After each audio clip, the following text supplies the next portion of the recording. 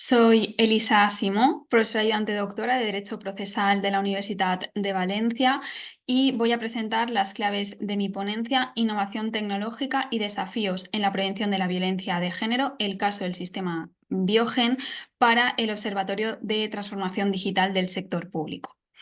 En esta breve exposición me gustaría apuntar ciertas problemáticas relacionadas con la capacidad de predicción de Biogen que he resumido en 5 puntos críticos: falta de transparencia, sesgos algorítmicos, sesgos personales, sesgo de automatización y precisión en la predicción. Antes de empezar esta revisión, solo rescatar que el sistema Biogen o sistema de seguimiento integral en casos de violencia de género fue implementado en el año 2007 por la Secretaría de Estado de Seguridad del Ministerio del Interior con la finalidad de predecir el riesgo de reincidencia en casos de violencia de género y coordinar la protección de las víctimas. Biogen es un sistema actuarial formado por dos formularios: VPR 5.0 para obtener el riesgo de reincidencia por parte del mismo agresor y el VPER 4.1 que se utiliza para conocer la evolución del riesgo. Tras su última actualización, en el año 2019, el formulario 5.0 incluye una escala H para detectar los casos que conllevan riesgo de homicidio. ¿Cómo funciona Biogen? En el momento en que una mujer acude a comisaría para denunciar, la policía cumplimenta el formulario y obtiene un determinado nivel de riesgo: no apreciado, bajo, medio, alto o extremo. Y cada nivel de riesgo lleva aparejadas unas medidas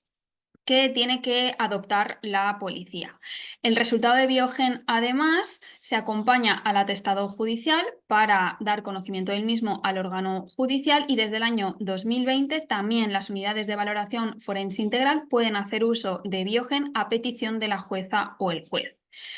El sistema de Biogen, por tanto, es un ejemplo de cómo la tecnología y previsiblemente también la inteligencia artificial en un futuro ha comenzado a influir de manera significativa en la administración de justicia. De hecho, en el año 2020, la Sala de lo Contencioso Administrativo de la Audiencia Nacional declaró la responsabilidad patrimonial de la Administración Pública por un error en la evaluación de riesgo que no pudo prevenir el asesinato de una mujer a manos de su pareja.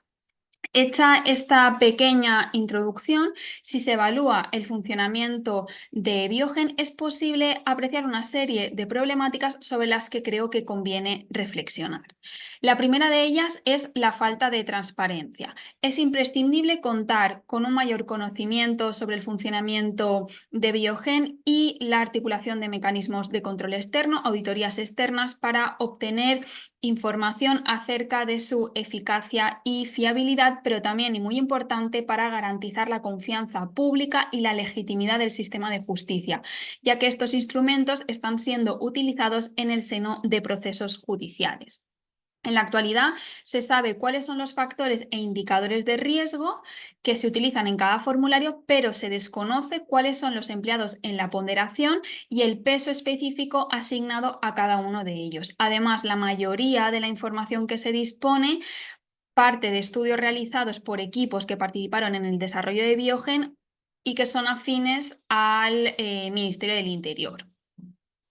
El segundo de los problemas deriva de la posibilidad de que existan sesgos algorítmicos. Es cierto que el acceso limitado a la información dificulta que se pueda profundizar en este punto, pero los estudios realizados por el equipo de la Universidad de Valencia, coordinado por la profesora Lucía Martínez Garay, y el estudio realizado por la Fundación Éticas, ambos en el año 2022 y de los cuales recomiendo su lectura, de esos trabajos se pueden identificar dos supuestos de posibles sesgos, y es que tanto las mujeres nacidas fuera de España como las mujeres que no tienen hijas e hijos obtienen una puntuación de riesgo más baja. En estos trabajos se exponen diferentes hipótesis explicativas, pero en todo caso son ejemplos que constituyen una advertencia clara de posibles errores predictivos que merecen una atención urgente. El tercero de los puntos a analizar tiene que ver con la existencia de sesgos, y es que cuando se estudia este campo se debe tener en cuenta la variable humana. En el caso de Biogen, el impacto humano puede darse en el momento de cumplimentación del formulario, bien por una falta de fuentes de información o bien por una incorrecta apreciación de las circunstancias que acompañan a la víctima por parte de la policía.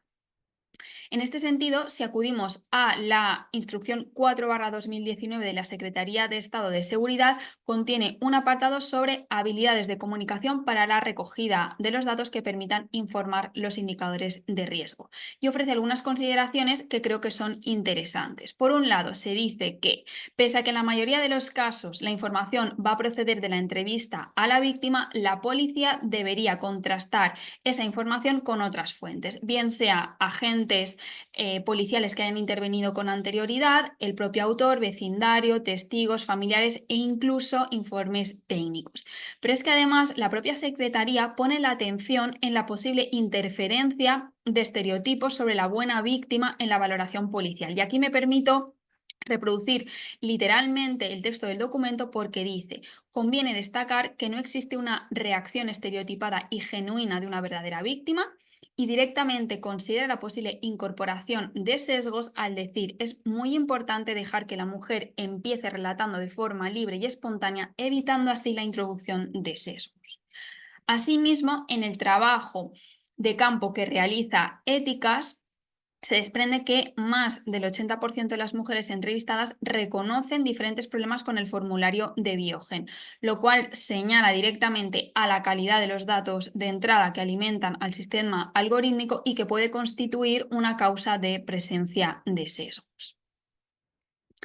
En cuarto lugar, a pesar de que en la actualidad Biogen no ha incorporado inteligencia artificial, sí es posible identificar un sesgo que la propia ley de inteligencia artificial recoge en su artículo 14, y es el conocido como sesgo de automatización. Esa tendencia a confiar automáticamente o en exceso en los resultados producidos por un sistema de inteligencia artificial de alto riesgo. Y es que en el caso de Biogen, el 95% de los y las agentes de policía deciden no modificar la puntuación de riesgo sugerida. Esto es,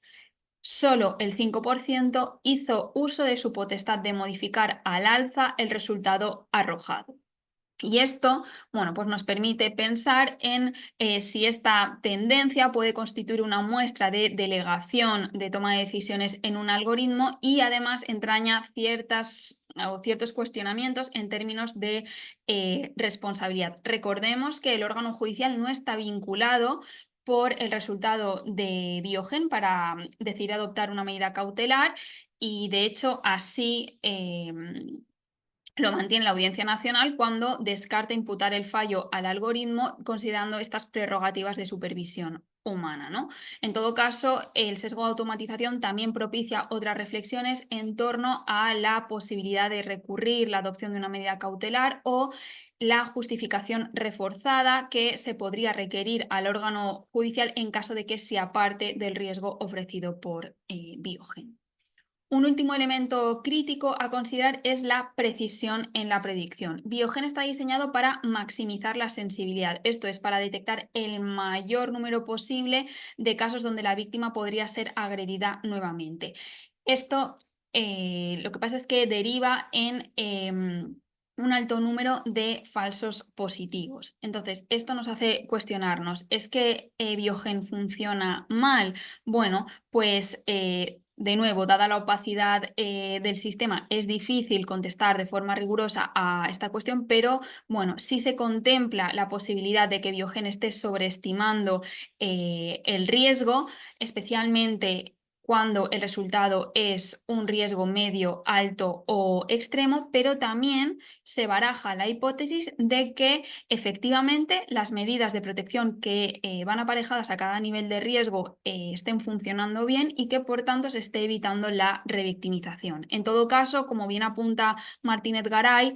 estos falsos positivos en sede policial no son tan problemáticos como lo serían en sede judicial si condicionaran la adopción de medidas que ya fueran privativas de libertad. Para concluir, Es importante reconocer que efectivamente el uso de tecnologías avanzadas en la justicia, como es Biogen, ha abierto una nueva era en la protección de las víctimas de violencia de género, pero bueno, sin embargo, hace falta mejorar algunos extremos, como es ese incremento en la transparencia de los algoritmos, fomentar la supervisión interdisciplinar y garantizar que los avances tecnológicos no comprometen los derechos de las víctimas, pero tampoco de los agresores. Es cierto que su aplicación en la justicia penal pretende eliminar o al menos reducir determinadas disfunciones o carencias que afectan a la justicia, como es esa subjetividad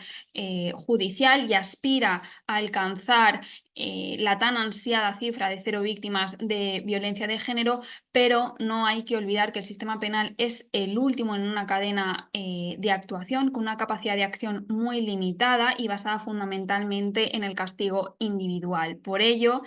y también desde una postura antipunitivista, creo que una respuesta verdaderamente transformadora a la violencia de género no debe sostenerse de manera prioritaria en el aparato punitivo, sino en la prevención primaria a partir de una concienciación antipatriarcal y feminista que es mucho más liberadora y efectiva, y a partir de la capacitación en perspectiva de género interseccional para los y las operadoras jurídicas.